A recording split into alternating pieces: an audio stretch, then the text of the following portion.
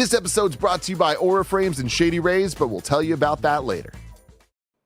Today's stories include a PlayStation State of Play Japan has been announced. Todd Howard gives an update on when we'll see Elder Scrolls 6, and Dispatch devs are considering a Season 2. We'll have all this and more because this is Kinda Funny Games Daily.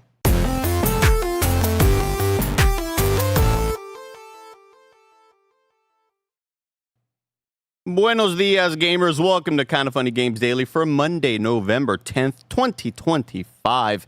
I am Andy, and I'm joined by Roger. Andy, pleasure to be with you. Hey, Roger. But it's been a weekend. We haven't seen each other in a while. I think we need to get on the same page. Let's start the show with our signature harmony. You start, and I'll join you. Oh, shit. You don't want to go in reverse? Nah, I want to join you. Oh, man. Better.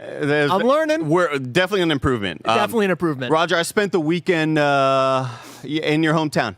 Yeah, you did. Got to kind of just, be once amongst the, all of the... You saw Zoran? Lot of communism over there already. So much communism, man. bro. Holy shit. It's crazy. We're going wild over there. New York, got to be in the Big Apple. Saw Jay-Z, saw my parents. Man, a concrete jungle. Dreams are made of them there. So sick. Beautiful town. What'd you eat? Tall buildings. Yeah. What did I eat? I had some Italian the first night. Okay. I had a little CC's Pizza. Found a local joint. Yeah. Just a local mom and pop shop. Is that the buffet pizza place? I went to an Italian spot the first night. I had a good little spicy meatball. Yeah, you did? Holy shit. Some spaghetti with some meatballs.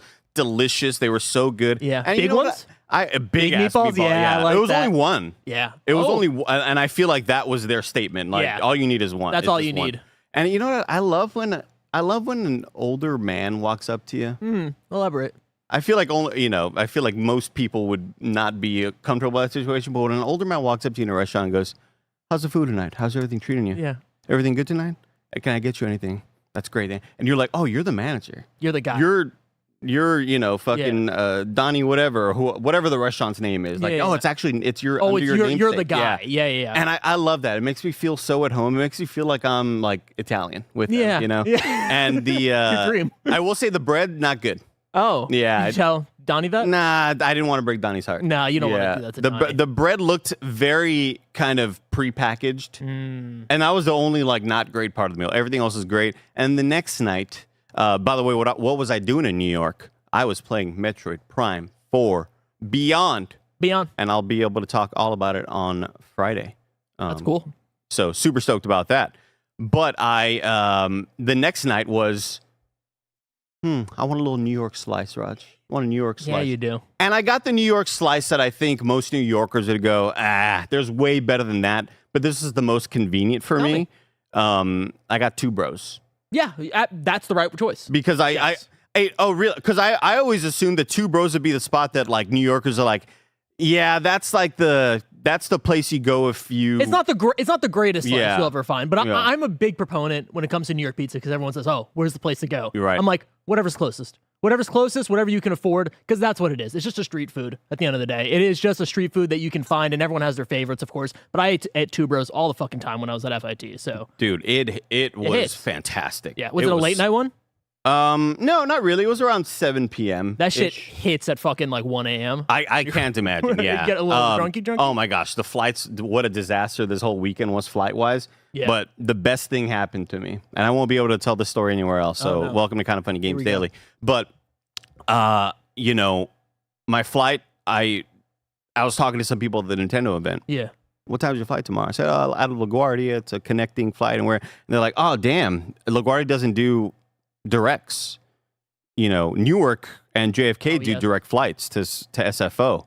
And I was like, oh shoot, let me pay a little bit extra and look for a direct flight. So I picked a 7 a.m. flight from New York or from Newark in Jersey. Okay.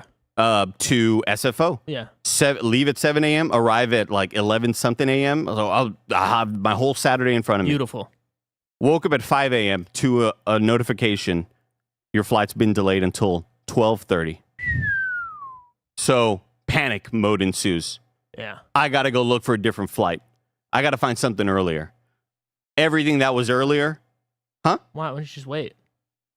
Because I want to have the whole Saturday. Because if I leave at I didn't want that to happen to me. You But know, I just like I get it, but like if there was code? if there was an 8 Yeah. you know, if there was an 8 p.m. or an 8 a.m. available, I would have taken it. If there was a 9 a.m., I would have taken okay, it. Right? I get what you're saying. I get what But I'm panicking. I'm panicking at this point.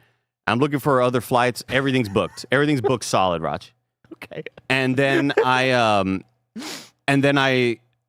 was like, I guess I'll just settle for this noon flight instead of the 12:30. And I looked at the noon flight, only middle seats available. And then I said, wait a second. Uh-oh. What if I just wait for the 12:30 flight that was already delayed? From my 7 a.m. went to noon. Wait, 30. you were going to move it up to a 30-minute... half hour. I was just... and I was He needed the day, Roger. I needed the day, Roger. Needed that day. I needed the day. I needed to see the sun. I needed to get out and about. And then I was like, you know what? I'm just going to wait for this noon 30 flight. The one that was originally delayed. 30 minutes. Dude, Roger, let me tell you. Yeah, tell me about this flight. This is one of them gigantic jumbo planes with like 3 rows and then the 4 rows in the middle and then the 3s on the far right. Oh, yeah. Big ass plane, probably the size of a fucking skyscraper. Yeah, dude. There was about 30, 40 people on this love flight. that shit. Holy shit. I had the whole row to myself the whole time, just laying up against the window, legs spread out, gaming, falling asleep. Dude, it's the best flight I've ever been in my life. I slept like 5 hours of the 6 hours. I love that. It was so fantastic. What a great flight, dude. Yeah, aside from all the other delays that people have been dealing with. Well, good thing the Democrats opened back up the government, Andy. It's all going to be better for us now. They heard everything about your delay, and we're like, you know what? We can't have that happen. Thank you. We're just gonna completely capitulate. We're just gonna fall. We're gonna apart, get no gains. We fought for nothing. We fought for nothing. We did it. I feel like the fallout from it can't be that bad, right? I think we'll be okay. Yeah, everything will be fine. Yeah, everything will be great. Really quick. Yeah, go ahead. This is the only time I can really talk about this for a while. Please do. I had a great weekend. I watched Predator Badlands. Oh, what a fucking movie! What a you fucking watched Pluribus as well? Pluribus. What a fucking show! And then I played a few video games. I played Arc Raiders for the first time. Oh my gosh, what a game! Wow. Had such a great time. And then I played 2 video games. I played Kirby Air Riders. They had the test demo, the tech demo or whatever. That's how people were playing it. Yeah, I was confused too. I was like, damn, everybody's like insider gamers right there. That's crazy. I thought it was like, it's not for me. It's like, I don't know. It just doesn't work for my brain. My fiance, she's a big Kirby Air Rider person. Yeah. She fucking adored it. She was like, she was locked in. Like it like activated her gamer brain in a way that I haven't seen in years. It's like this and Animal Crossing. Those are the 2 things that like just activate her gamer brain. She was locked in. Very similar.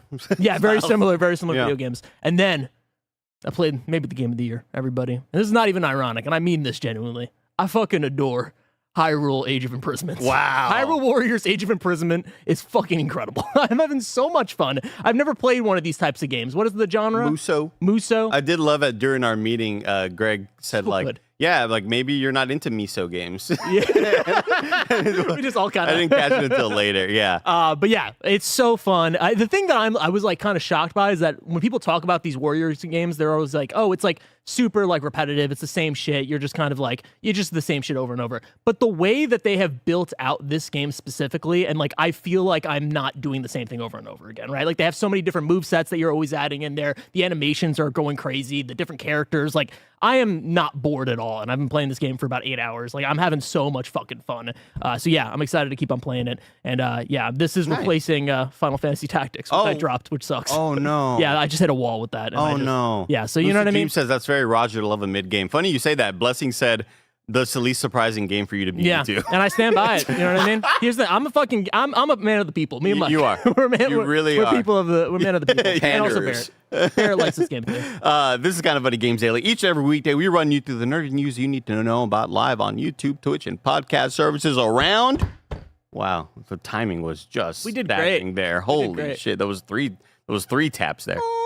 If you love what we do, support us with the Kind of Funny membership on Patreon, YouTube, and now Spotify and Apple Podcasts to get all of our shows ad-free, watch us record them live, and get a daily exclusive show. For a chance to be a part of the show, submit your thoughts and opinions as YouTube Super Chats as we go. And there will be quite a bit of Super Chatting and some sub-reading. Thank you to Jacek for resubscribing earlier. Thank you to everybody subscribing. If you have Amazon Prime, you got Twitch Prime. Use that sucker. Today, after Kind of Funny Games Daily, you will get Gamescast, 2 reviews for 2 new games, Goodnight Universe and Rue Valley.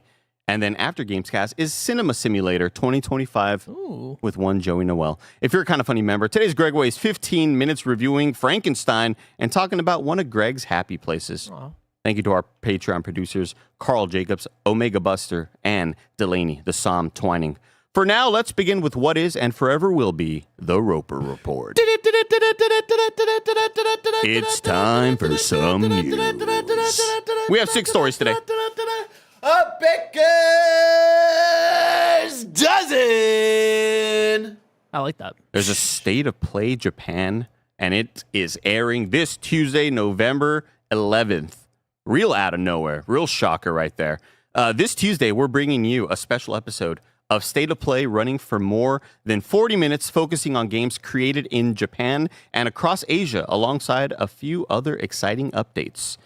From beloved series to distinctive indie creations, the show, hosted by voice actor Yuki Kaji, will be packed with great games, interviews, and new looks at anticipated titles.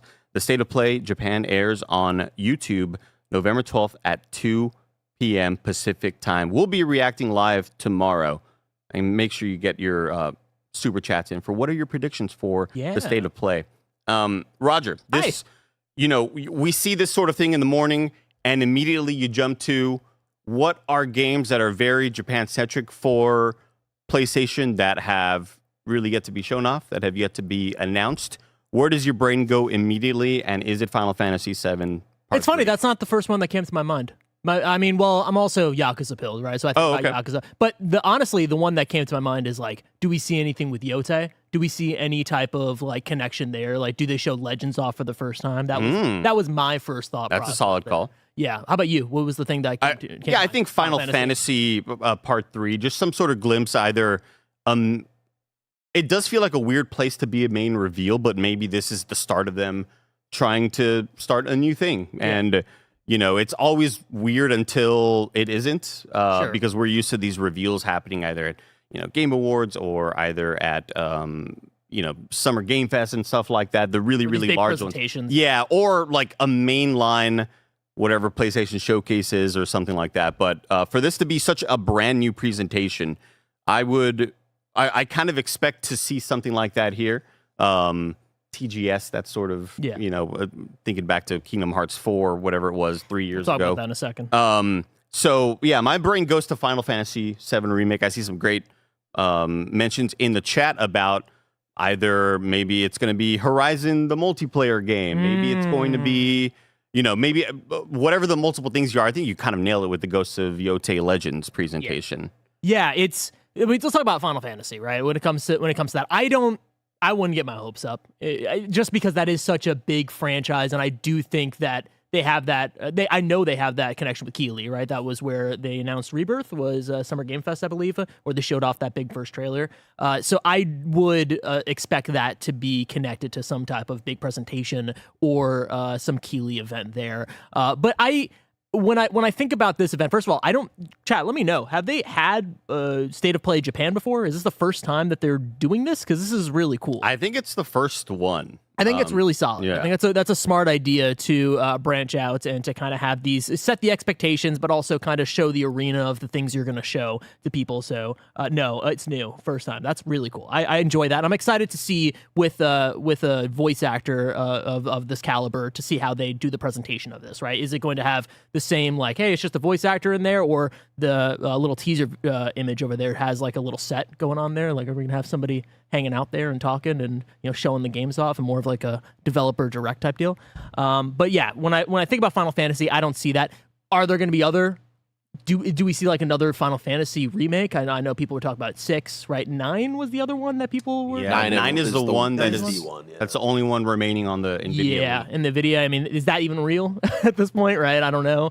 But yeah, maybe Final Fantasy 17. No way. Skytech in the chat, member for 23 months. Oh, it says over there. Yeah, I don't know. I want to get my hopes up for that necessarily. It's definitely a fascinating one, considering that this is happening at 7 a.m. local to Japan time and 2 p.m. for us here on the West Coast. Yeah. Pacific time, because we are so used to kind of having to wake up extra early for this, and this is not necessarily scheduled out for our audience. This is, this is meant to be Japan first. And I see a super chat here from Foxy Steve who says, Phantom Blade 0 release date. Very, very possible because, again, 2025 was always meant to be the year that we were going to get the release year for Phantom Blade 0. Hey, it's still 2025. Yeah. That's a good call, actually. But, considering, I believe Phantom Blade 0, is it a Chinese-directed and produced game? That's what I was under the assumption of. Not to say that it still can't show up there, but... They do say across Asia. Okay, yeah. Not just Japan. Studio is based in Beijing, China. Yeah, very, very good call. I think that's actually a pretty spot-on prediction right there from Foxy Steve with the $2 super chat. Kebabs with a $2 super chat says, Final Fantasy VII Reborn, and somehow yet more Monster Hunter. Also a very, very good call. Yes, we have Monster Hunter Wilds. Is there going to be some type of expansion that they finally announce? We have Stories 3 out there, so I'm sure we're going to see some type of Monster Hunter stuff. Yeah, Kebab says somehow yet more Monster Hunter. To me, that is one of the better selling games of all year. Yeah. I don't see why they wouldn't try to, obviously a DLC was an inevitability, but this seems kind of like a very, very perfect fit.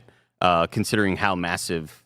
I also think that's the kind of caliber that you're going to see at these things. I mean, not to get hopes up, right? I think our hopes go to Kingdom Hearts 4, right? It's like, let's bring it back. We're going to see Resident Evil 9 again for the millionth time, right? Not the millionth time, but, we've seen that game a bunch, right? We're going to see Pragmata again. We're going to see these games that we've seen before. Probably going to see Onimusha, right? So I think that's the caliber that I would expect with a few pop-offs. $10 super chat from Ty Wilkins VO.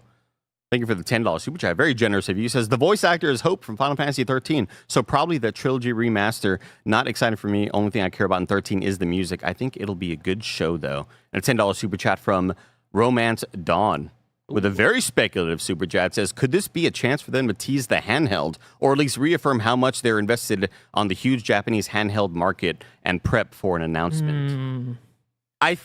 It seems like maybe too large of an announcement, but also... It's at this point, the lines have been blurred so much between what a state of play and a showcase is. Yeah. And whenever I think of showcase, I feel like that is a bit more aligned with big hardware stuff. Yeah. Not to say the other state of plays won't have earphones or a monitor or whatever. Controller, but I part of me feels like a handheld may be too large for something like this. But I think with this being the first one, I don't think anything's off the table. I think everything is a possibility. Really? Yeah. Like that big of a possibility? I think because it's the first one. Everything will...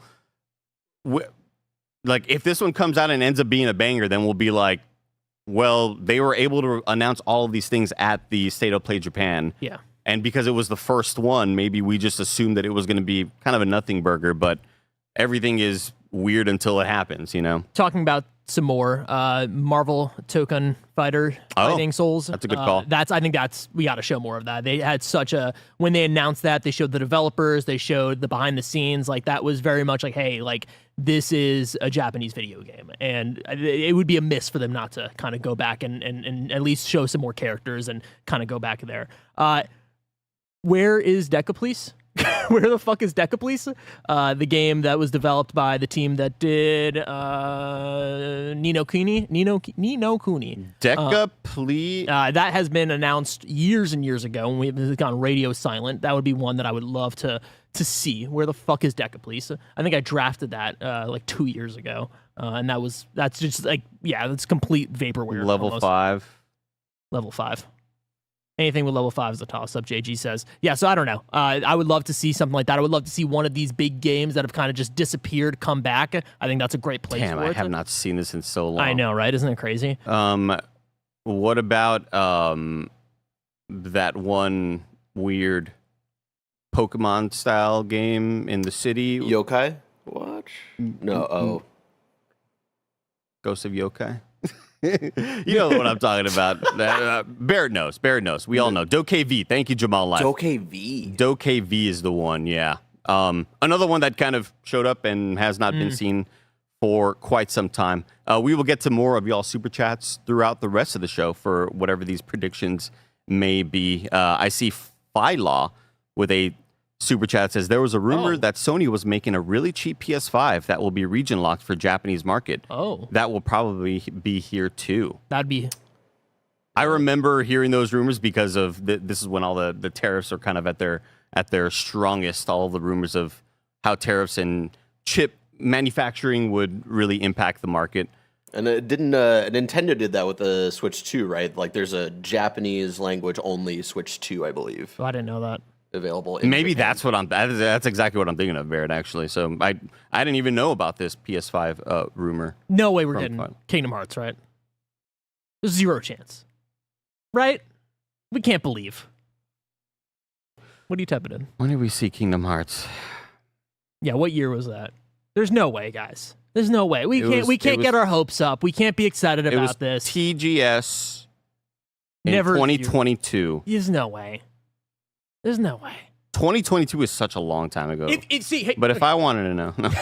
See, this is how you would make State of Play Japan edition really pop off and be like, this is the place to watch it, is you bring back a Kingdom Hearts 4.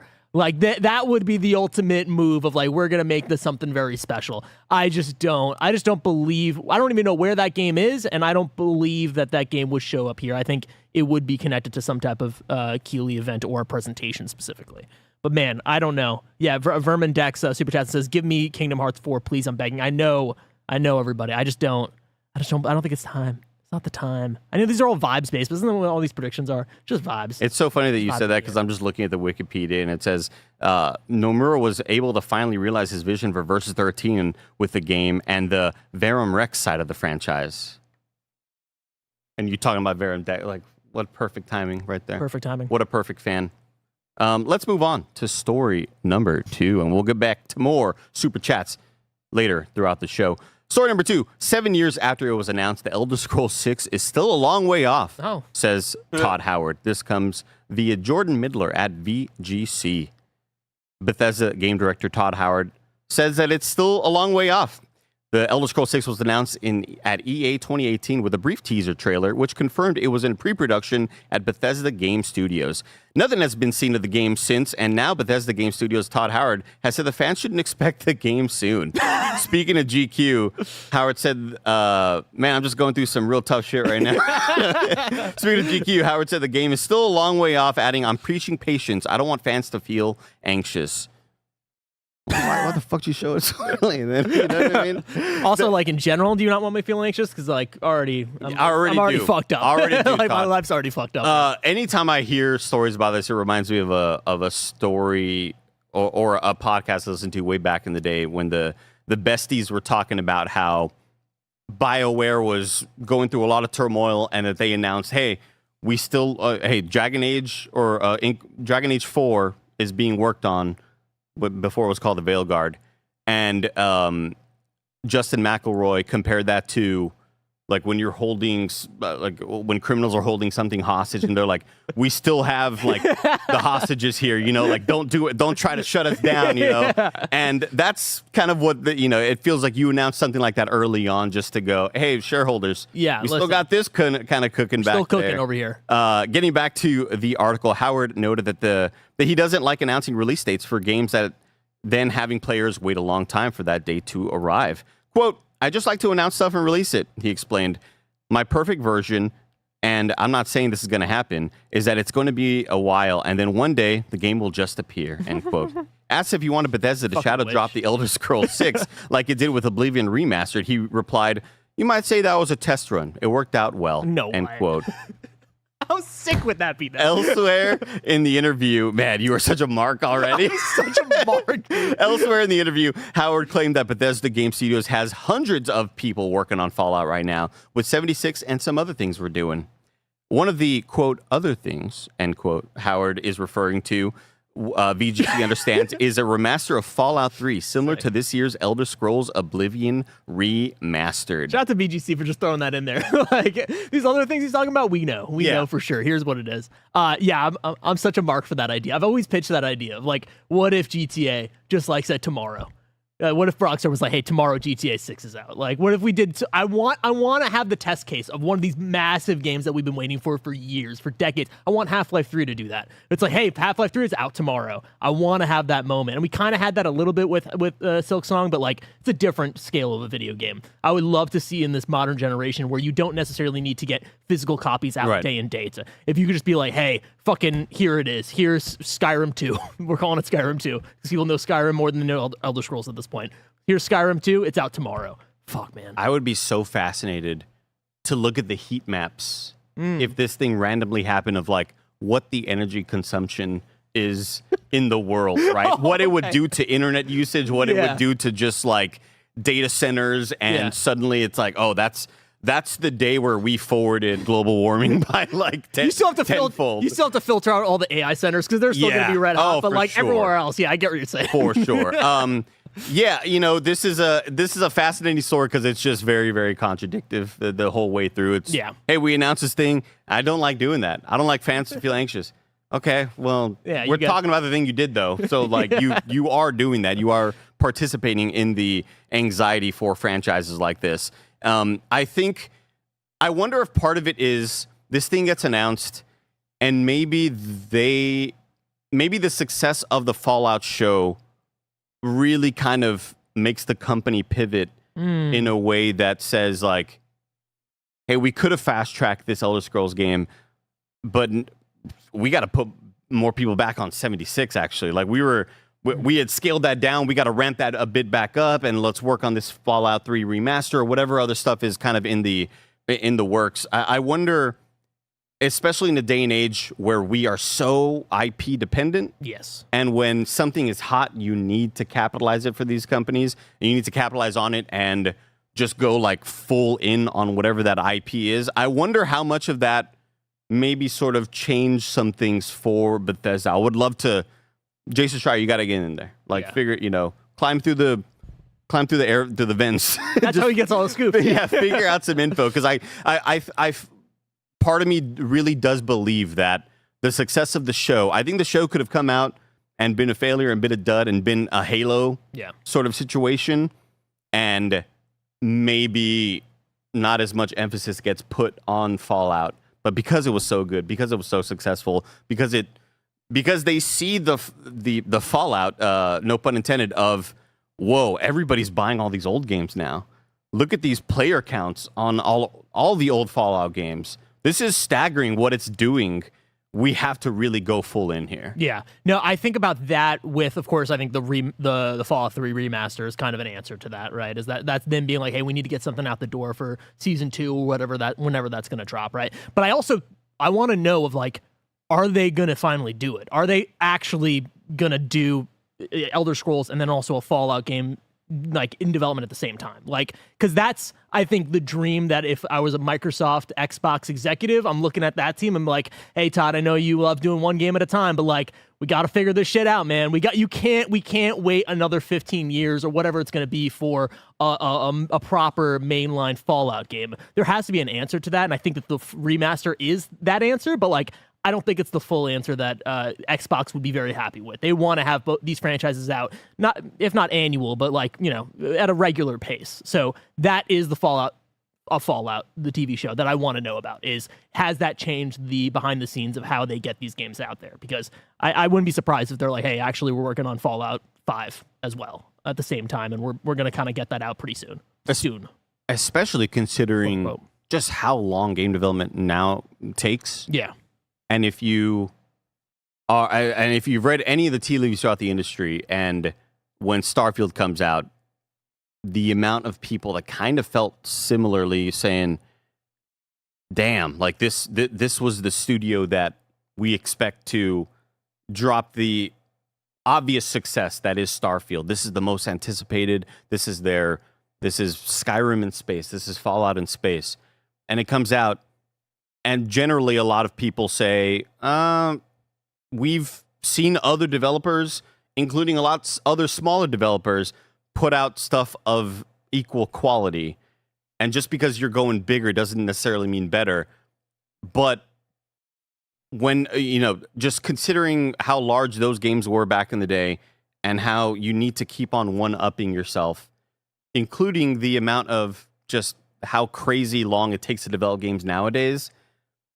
We can't be on these 12-year cycles. No. Yeah. And at this point, it kind of is starting to feel like they are leaning towards the 10-year cycle as opposed to, all right, Fallout game comes out, 5 years later, Elder Scrolls, 5 years later, another Fallout. It feels like we have just sort of expanded that timeline a lot more. Yeah. And also, what is Starfield going to look like, right? Of like, are we, there's that those rumors of the 2.0 version that PlayStation's going to get. You know what I mean? Like, are we going to actually, how much of that team is working on Starfield to try to fix that ship, pun intended, Right. And kind of turn it around a little bit? So, yeah, I would love to, Jason Schreier, get in there. Yeah. Climb through the ducks. Yeah, somebody in the Twitch chat called him the Solid Snake of games journalism. I love that. I just want to see him.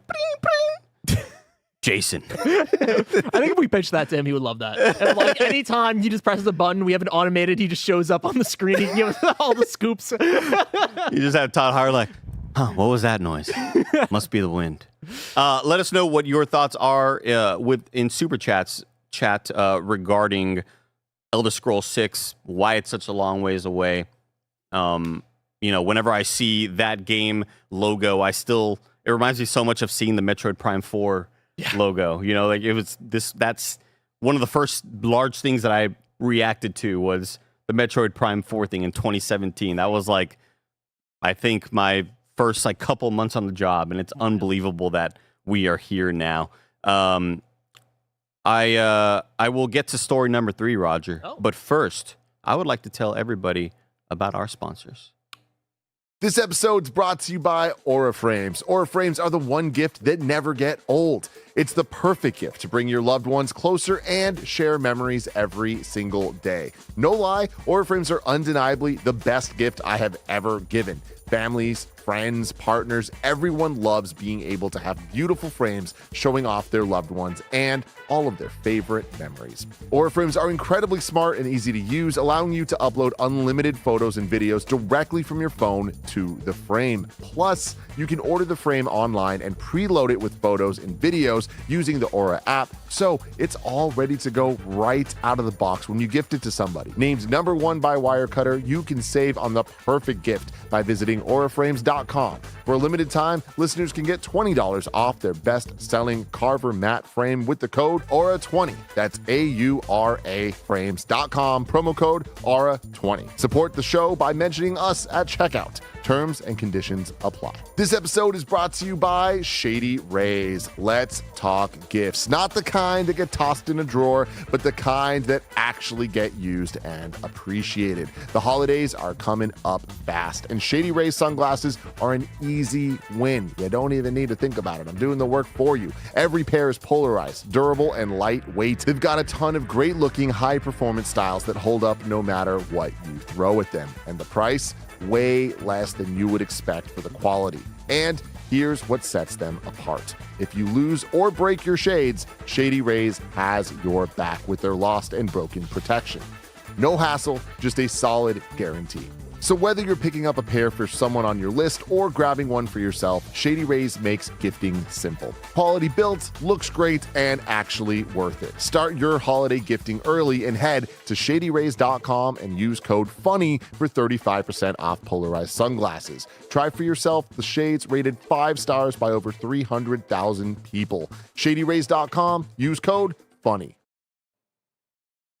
Remember, we can't do what we do without y'all's support. Subscriptions, your eyes, your ears, your listening time, And your hearts. your Twitch Prime, and your hearts as well. And we got some more super chats. We got a $5 super chat from Tricky who says, need to see more of that Suda 51 game from a couple months back, Romeo's a Dead Man, or just more characters from Marvel Tokon. This is in regards to the PlayStation State of Play Japan happening tomorrow. If you put a gun to my head, I would not have been able to say the Tomorrow? name of Yeah, this game. it's tomorrow. This game I don't looks think so I've seen cool. this game. Really? Where did this debut? I was 'Cause thinking about remember another this. Suda game. Didn't he have another Suda game come around? This had to have been a State of Play or showcase or something I could see like this that. tomorrow. Yeah, I think that's a very good call. Romeo's a Dead Man was a very cool, striking visual game. It, and I think that 2D part was maybe only for the trailer. I don't know if that was like part of the game, but always reminded me very much of like Adult Swim. Whenever you see like the little interstitials that they have. By the way, episode 4, Smiling Friends, didn't love it. Oh, I need to watch it. I thought it was okay. It's not the one from the. Is that the clip? No, it's a different episode. It was the Halloween episode. Yeah. I But the thought good thing is that these episodes are so short, you can kind of. Yeah, I thought it was okay. It's fine. Portland Kevin with a $2 super chat says it would be cool to see Tides of Annihilation again. I agree. Tides of Annihilation looks awesome. That's what I kept calling the 3D version of like Ender Magnolia or Ender Lilies, which is a 2D Metroidvania. Right. But this is like the 3D version of it where you're not really ever you're kind of attacking, but whenever you do, you're summoning like a spirit to attack for you, and every move is like summoning a new dude to always attack for you. The game looks so freaking awesome. It's starring Jennifer English. Oh. Who's, you can't get a game without Jennifer English and Ben Starr in them nowadays. Yep. You need it. It's a requirement. Do you think Ben Starr gets announced tomorrow as one of the... Oh, he's got to be in it. There's no way he's not in this game. Yeah, the art direction of this game looks freaking fantastic. Verum Dex, you already read that super chat from Verum Dex. Thank you, Verum Dex, for your super chat. Aaron Lime says, Hail Mary prediction. Sony is trying to focus more on Japan. Do they announce a new Japan-based studio? All they got there is Team Asobi and Polyphony. Ooh. That makes sense.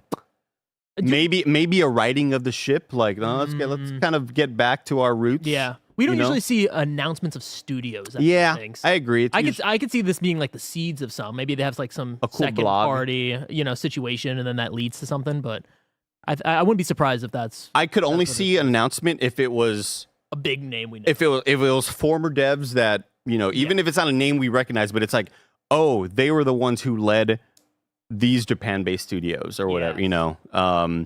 Weisscast with a $2 super chat says, is part of the dev length tied to an adaptation? Part of the dev length. Are you talking about Fallout, maybe? Possibly? Or maybe Elder Scrolls?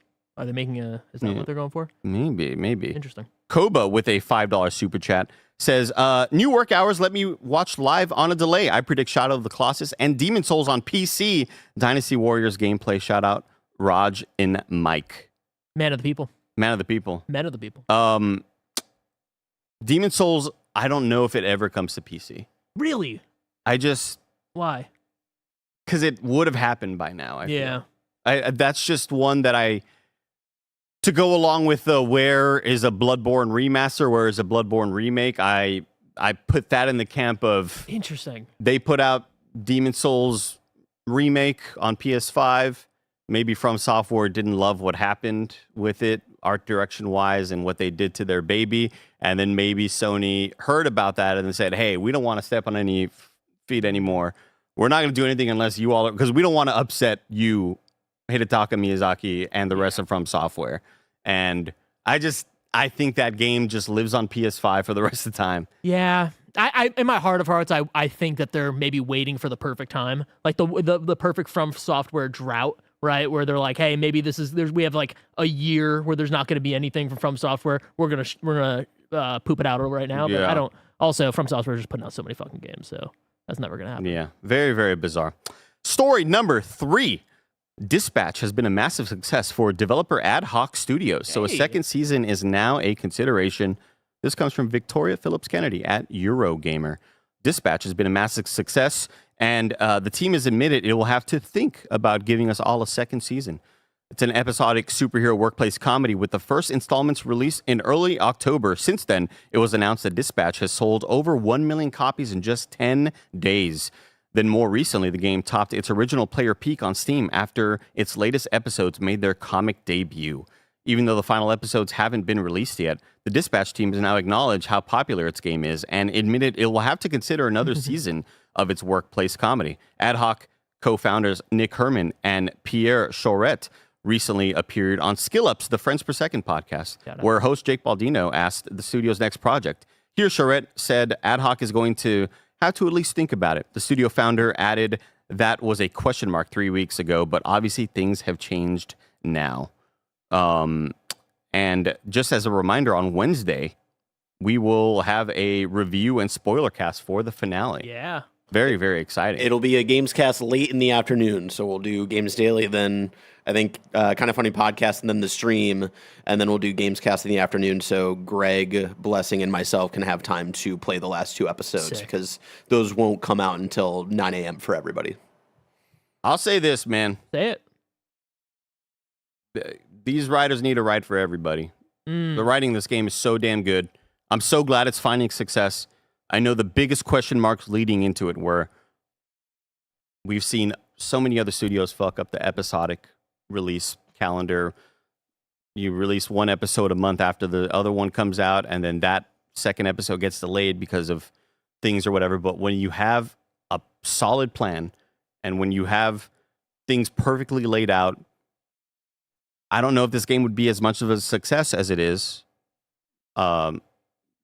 especially financially right now with having 1 million in 10 days, if it wasn't episodic. Yeah, I think if the game fully came out, I think right now people are realizing what the release schedule is, and people are wanting to hop in on the zeitgeist. This is the big thing of the moment. This is a massive movement. People are super excited to see what's happening, and they're hearing so much buzz. There's so much word of mouth.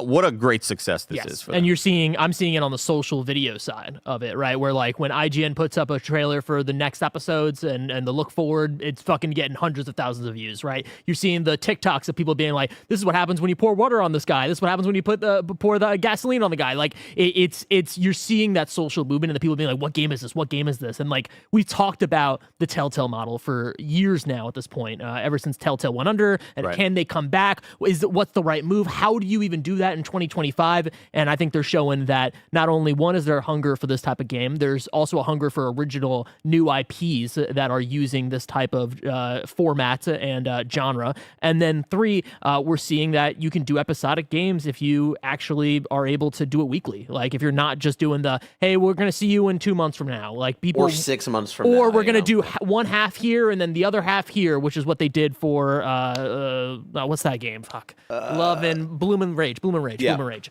Onion. Bloomin' Onion. Yeah. Well, I played the first the first half, and I was like, "That's fine, I guess." Oh, I have to wait a month. Okay, well, I'm already playing 5 different games now. It actually follows through on the promise of what Telltale was trying to do for so long, but then kept stumbling on over and over again. And I do think this really puts a lot of pressure on when Telltale does have their next big release, which, you know, they announced, what was it? Wolf Among Us 2. Wolf Among Us 2 years ago. Does that ever actually hit? And if it does, do they run into the same problems as they've done before? Because like when I did my hands-off preview, and like we got a little bit of interview time and asking the devs questions, like you could tell they were very passionate about, like, they believe in the episodic formula and wanting to prove that it works and not being beholden to a certain engine that would hold people back on, you know, like getting things to work, which would eventually lead to, you know, a pileup of dev issues coming in and then, you know, having to delay stuff. So yeah. I've said this so many times, like Wolf Among Us 2, I love Wolf Among Us. I don't remember shit about Wolf Among Us. It is such a bad call that the entire future of that company is based on Wolf Among Us 2. Like, it's not going to end well. Like, there's no way that ends well. And it's great to see that this team, which was working on, a lot of them were working on Wolf Among Us 2 from what I've heard, like, it move over here, make their own thing, and you could see the success there. And I think that Telltale's kind of looking around and be like, fuck, that could have been us, and now we're kind of stuck with Wolf Among Us 2, which again, it's probably going to be good. I liked Wolf Among Us 1, but man, what a tough decision right there. And what a mark of, not only such a massive achievement, but what a mark of a really smart, tight development team with great production and great producers. Yeah. Keeping all that shit on schedule, making sure all this shit is ready to rock. Like, you don't get to those levels without really, really good producers keeping people on track and making sure that everything's kind of lining up perfectly. I got to play episodes 5 and 6 last night and was just floored by this experience. It's one that I want to try to figure out how to show my dad. Like, I don't want him to watch my Let's Play, but it's like, this is something he would enjoy because he loves Invincible. He loves The Boys. Like, this is a story that needs to be seen by anybody who enjoys drama like that, with high stakes, with great writing, awesome humor. That's a great call, actually, because I'm going back home in a few weeks. My mom loves Invincible and all this stuff, and I haven't played. I played the first episode of Dispatch, and Leanza has been waiting for me to play the rest. So I was like, what if we just kind of have like family movie nights or whatever? That would be play episodes. amazing. That'd be really fun. It's a good idea. Yeah. Shout out to AdHoc. What an awesome achievement that is so far, and really, really hope that like if they stick the landing, this could be like serious content. And they're doing the Critical Role game as well. Wasn't that announced a few years ago or months ago? But either way, possibly, I know that they're connected. I mean, I know that this game is like in collaboration with Critical Role whenever those credits start up. They are. Story number 4. And what real quick, just as another reminder, Wednesday, Gamescast will be later in the day because Greg, Bless, and Barrett will be playing through the final 2 episodes, and we'll be doing a Gamescast spoiler cast for that day. Sick. First half review, I would imagine. Second half spoiler. Like we won't start off like because we did. No. We got access, early access, only to the first half of the season. We only reviewed the first 2 episodes, so we'll do like a full season review, give our full thoughts, because I'll definitely want to update my thoughts for how lukewarm I was on the first 2 episodes, and then where I'm at now. Hell yeah. Story number 4. Halo Infinite's next major update will be its last, so Halo Studios can focus on multiple Halo titles in development. This comes from Wesley Yinpol at IGN. Microsoft has announced plans to put Halo Infinite into maintenance mode later this month, so developer Halo Studios can focus on working on multiple new Halo games. In a blog post, Halo Studios said Operation Infinite, due out November 18th, is the last major update currently planned for the Xbox and PC first-person shooter, but insisted it will support players with challenges, ranked rewards, and community events throughout the next year and beyond. Operation Infinite's free 100-tier Operation Pass and 100-tier Premium Pass have no planned expiration date. One of the new Halo games Halo Studios is working on is Halo Campaign Evolved, which is due out at some point in 2026 across PC, Xbox, and PS5. Halo Studios did not say what the other upcoming Halo games are. Quote, as we look back on 4 years of evolution and updates in Halo Infinite, we'd like to thank our community for your steadfast support, said Halo Studios. Without your feedback and enthusiasm, Halo Infinite multiplayer would not be the special place it is today, a robust arena for slaying and playing, with something for every Spartan. With multiple Halo titles in development, we'll need our whole team's combined focus to deliver new experiences with the same passion and care that our community has given us. While we remain committed to supporting Halo Infinite on the road ahead, Operation Infinite is the last major content update currently planned. To quote Adele, we could have had it all. This could have been it. We could have had it all. That's not harmonizing. It's just singing the same note. Yeah, you're just doing the same note. That was good. That was good. It was harmonized. In what way? What makes you say that? We had so I will never forget that launch. I will never forget. It's the most magical thing I've experienced in a while. It's beautiful. It comes out. It's like Elden Ring and Halo Infinite. It comes out. It's like, oh, it's free to play. Oh, also the servers aren't borked. Oh, also we can just play with your friends and everyone's online. Everybody from all the parts of my life are together playing Halo Infinite. It was so beautiful. And then we didn't fucking update it. We didn't update it. We didn't update it the right way. I'm happy that I guess we're going in a hopefully better direction. Hopefully they've learned the lessons from that. But also, like, man, I just look at this as just such a missed opportunity and just a little sad. Just a little sad.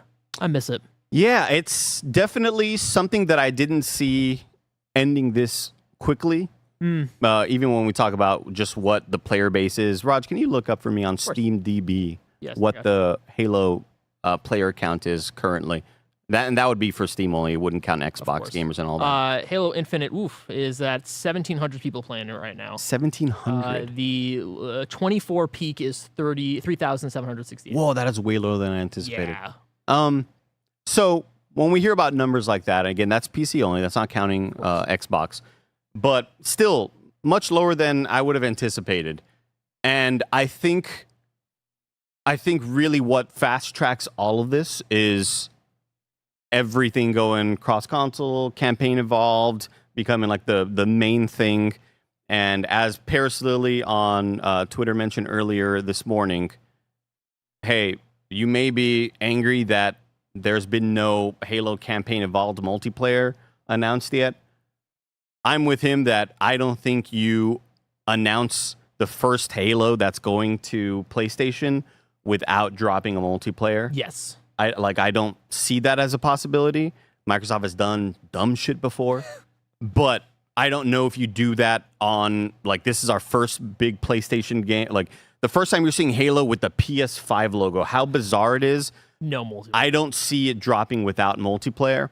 And I think all of their totally, like, turning the tides of what their business plans are really, I think Halo Infinite is kind of one of the things that definitely gets changed through all of those moving parts. Oh, for sure. Yeah. I am so, like, there needs to be this year, not next year. There needs to be this year a Halo multiplayer that comes out on PlayStation 5. That is a huge, huge missed opportunity. In my mind, if we were to do this, it would be like Campaign Evolved comes out March, April, and then we get end of the year, we get a Halo thing. But I just don't. I think that that's going to be the November, December game is going to be Campaign Evolved because there is no date. I think that is going to be later on in the year. And then what is that multiplayer? Is it just a free to play? Hey, we're doing Halo Infinite again, and this is the baseline, and we're going to build up. No, it has to be just. Well, it has to be an Unreal 4. Yes, it wouldn't be using the Slip Space engine. But I feel like it's too early for them to have a whole baseline. Unreal 5, sorry. Yeah, have a whole baseline of what the future of Halo is going to be. And also, I don't think they want to do a Halo Infinite again. You know what I mean? I think they want to have maybe these smaller multiplayer experiences that they can finally build off of and eventually do, hey, here's the free-to-play Halo experience for everybody. But I don't know. What do I know? But it's sad to see that Halo Infinite is gone, but I hope that they have a replacement this year. Well, I do wonder, like, what do you think the current temperature is on releasing a Halo game in the year 2026, and it's going to be their first multiplayer game on a PlayStation console? This is all theoretical. Sure. What do you think the temperature is of, we can't just release an arena mode? It can't just be 4v4 or 6v6 or big team battle. We need to have the first battle royale, which I feel like we're 5 years past that point. But we've seen a lot of success with something like Battlefield 6 RedSec. Is this finally time to release that, do something new in the genre? Or what I've been wanting for ever since I touched Helldivers 2 was like, oh man, can you imagine this in the Halo universe? Yeah. With the sort of variety with enemies that you experience in the Halo universe. Yeah. Like, I think if this drops, first off, I don't love them just doing Campaign Evolved early in the year, and then, hey, multiplayer's there on the year. I think that's a massive miss. You think they need to be at the same time? I think it has to be at the same time. I think you have to, that's lightning in a bottle. Yeah.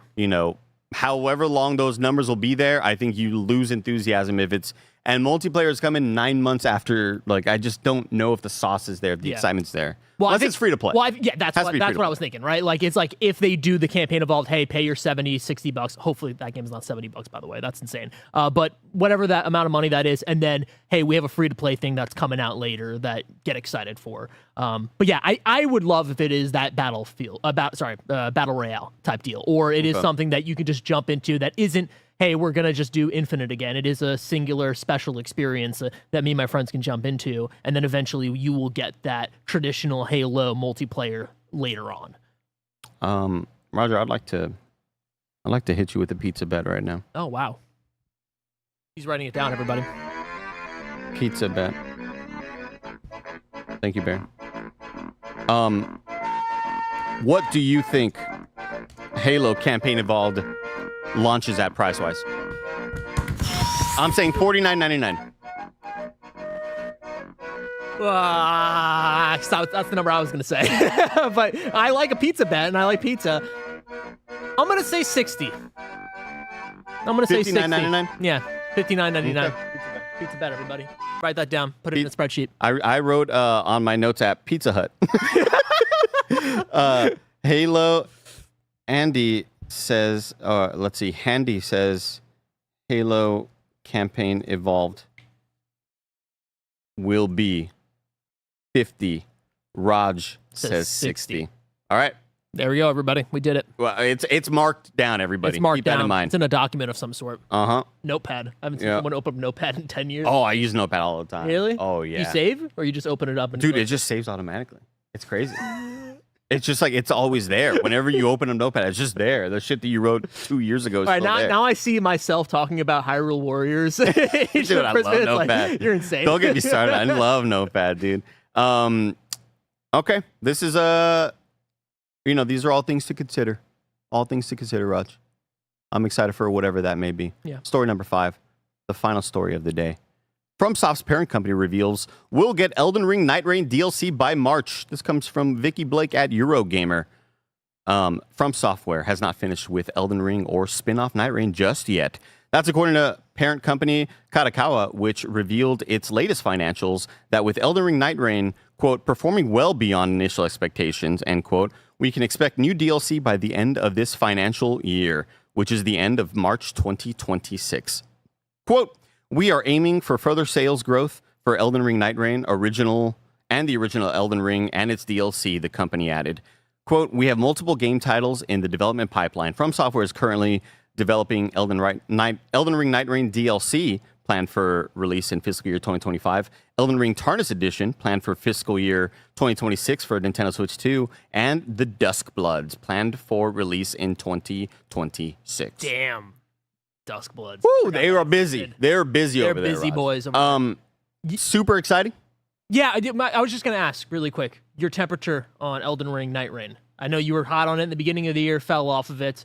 Does that land in the top 10? Well, is it a contender? Is it a contender? Also, I just want to shout out, I think maybe we see whatever this is tomorrow. Oh, that's a good call. Think about it. Duskbloods? No. Duskbloods is Nintendo Switch exclusive. I was talking about the Nightreign DLC. I can see that. That's a good idea. I feel like it's too early. I don't know. Really? For a DLC that's I mean, it's the announcement? end of the year. Duskbloods is coming next year. We got to get this thing out. If you're going to do DLC for this, you got to start doing that now. I think the Ninja Turtles are in it. Yeah. In Nightreign? Yeah. That's a good call. You can only play as one of them, though. They only got Leonardo. Only the sword guy. So, I love Elden Ring Nightreign. Yeah. It's a very special experience for me. I don't know if it's a contender just because of how jam-packed the whole year has been. Yeah. But that's a game that if the year wasn't so jam-packed, I would have been going back to it for all of the continuous updates they were doing. I thought they did a fantastic job for bringing back fans to get back into this world because, again, it's so hard to keep people into a multiplayer game, especially if it's not PvP. Like that's such a crazy achievement that they have with Nightreign, which is, again, them mentioning selling wildly past their expectations. Yeah. To have a game that you can beat and people will still go back to because they say, hey, we are dropping the Everdark version of this boss, and it's harder. Sick. And it has new patterns now. It's not just bigger health bar. It has a new phase. It is doing new things that are going to give you more challenge.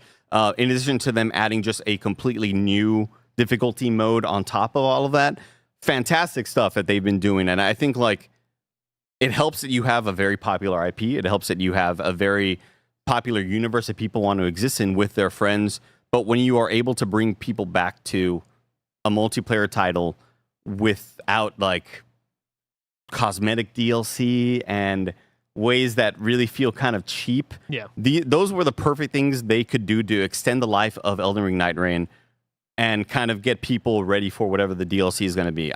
That's when I will be fully back in. I don't think the Everdark bosses were enough to get me back in based on how stacked the rest of the year has been. If the year was kind of empty and dead, I would have gone back to a lot of those Everdark bosses. But what a great time! Awesome news that they, that will be a massive, big DLC announcement by the end of the fiscal year. Yeah, when Leonardo's in it. Yeah, Leonardo will be just swiping away. Donatello will be in it, but just an NPC that you talk to. He's just going to be in the... You can kill him, though. He's just going to be in the round table hold, yeah.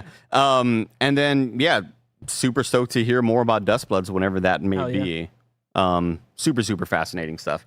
That's really, really massive for FromSoftware to do, Raj. It is, man. But I'm so tired of all that big news. If I wanted something smaller, say the tiniest news I need to know about, where would I go? You can go to our last story, the Wii News channel, where we cover all the small news items you need to know about. I'll never memorize it. I always get nervous. Oh, I don't memorize anything. From Rock, Paper, Shotgun, the team behind Blueprints puts out a call to get one of the puzzle games devs a life-saving kidney. Oh, wow. This comes from Blue Sky. That's BS, Tim. Did I get it backwards? Yeah. You can do it BS, both that's ways. Blue Sky, Tim. Over on blueprintsgame.bsky.social, a plea for help. One of the lead playtesters of Blueprints, Iggy, has polycystic kidney disease and has only a few months to find a living kidney donor. His story, contact, and donor information can all be found on iggyland.org. Please help us in sharing his story and getting the word out. Everybody, go to this website, iggyland.org. That's IGGYLAND.org. I just wanted to come out. Yeah, do this. I went and did it. I signed up. Everybody should go sign up. You got 2 kidneys. You don't need them. Yeah. Did you hear about Jesse Eisenberg? Yeah. Like giving he's away, just giving away. Yeah. just giving Doing away the same thing. Yeah, he's just like, why not? Yeah. That's Like, awesome. whoa. Be good for content to be able to tell a story, like give away a kidney, you know? Yeah. Is and this help you poke a somebody else. mic to donate a kidney?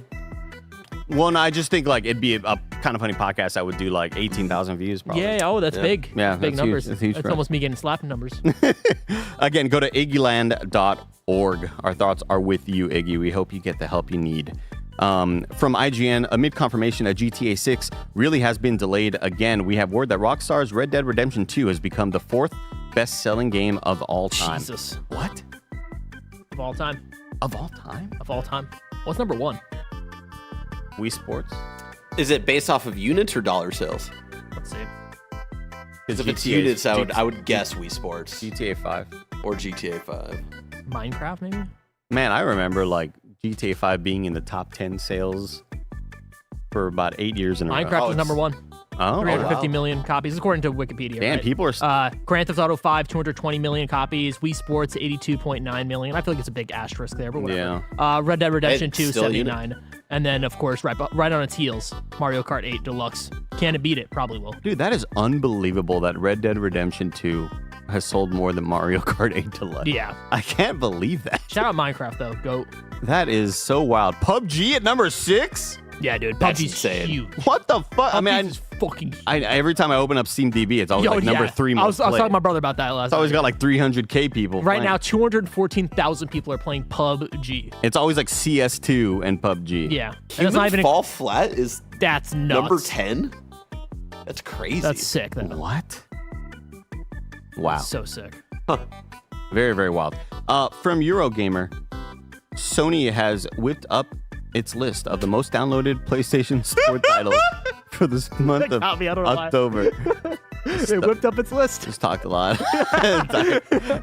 Sony has whipped up its list of the most downloaded PlayStation Store titles for the month of October, and it turns out Japanese players are really digging the adventures of Atsu in Ghost of Yote. Sucker Punch's epic samurai sequel is top of PlayStation 5's download list in Japan, but it regulated to second place in the West, where Battlefield 6 reigns supreme. Telling you, Ghost of Yote.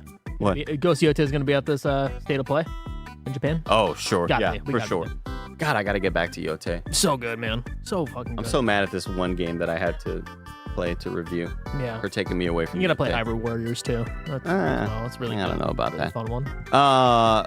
Let's get to our super chats. More of the Yeah. super chats throughout the rest of the day that you all have so generously sent to us. Kyle LaBouffe with $2 super chat says, haha, Andy said doo-doo. Don't fucking talk about that, Bro, you said doo-doo. Kyle. I wasn't gonna make fun of you, but like, I'm glad that Kyle did. Flying Penguins with the $5 super chat says, played Dispatch episodes 1 through 6 over the weekend. Fucking incredible. I love the way they do the title cards. The choices matter, and the cast is goated. Dude, the cast is so good. I am just so impressed by Alana Pierce, by Jacksepticeye, and by Moist Critical. Like, the fact that they don't do that for a full time, I thought they would just be extras that pop up here and there. They are so impressive. Yeah. They're cast very well. Yeah, you know? they're so damn good. Hey, thanks for the super chat. Yeah. I was gonna say, can you do your When I selected him, I went, hey, thanks for picking me to be on part of the team. I appreciate it. Thanks so much. Also, Jeffrey Wright, can we do... Man, Jeffrey Wright's so good. I don't know if he'll get nominated for, like, Best Performance, but he should get nominated for Best Performance.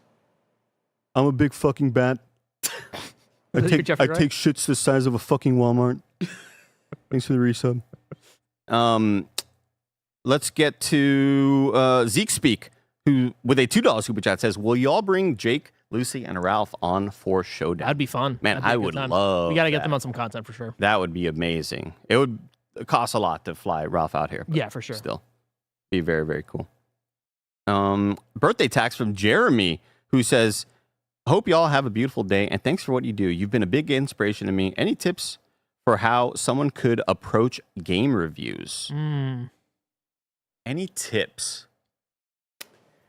I would say, like, if you do really cool, outstanding, funny shit on social media, whether it be TikTok or Reels or whatever, like people will find you. People will see that. It has to be super unique and original, but like if you got a way with words, if you have an originality to you, if you have a humor to you, people will find that shit and be into you. I shout out to Critical Error, which is a podcast that I listen to, and a lot of their podcasts is kind of dissecting video game media, like coverage and reviews and how people write reviews. And I was just listening to their most recent episode, and one of the hosts was talking about if you're feeling like kind of stuck starting a review, like a good way to start and just start getting the words out is just like tell a story that happened. Like what is like the thing that pops in your head first when thinking about this game?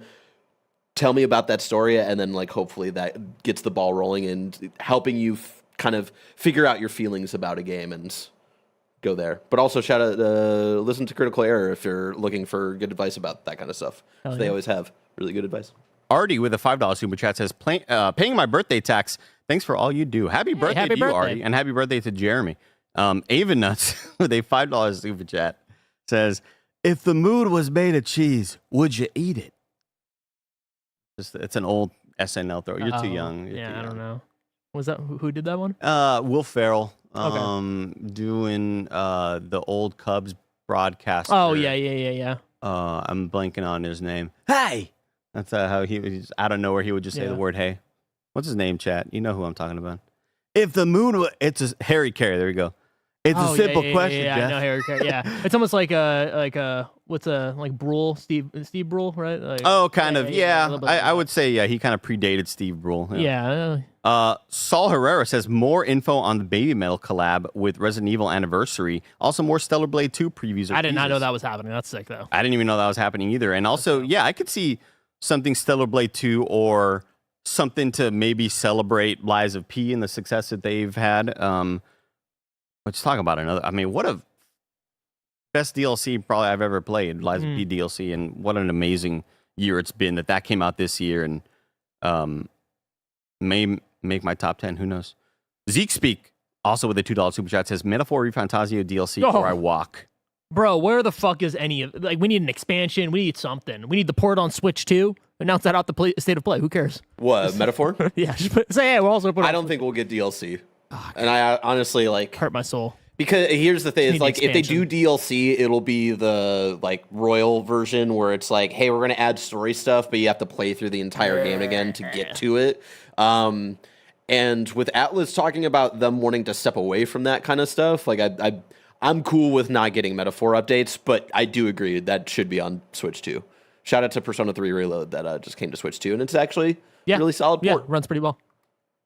Icy Shores said Suda51 is Suda51. Damn, I didn't know that. That's in You're Wrong. Kindoffunny.com/You're Wrong. We did learn that a couple months ago, but it feels weird. It's like when it's like technically it's GIF, but we all know it's GIF. I don't listen to Sum 41, you know.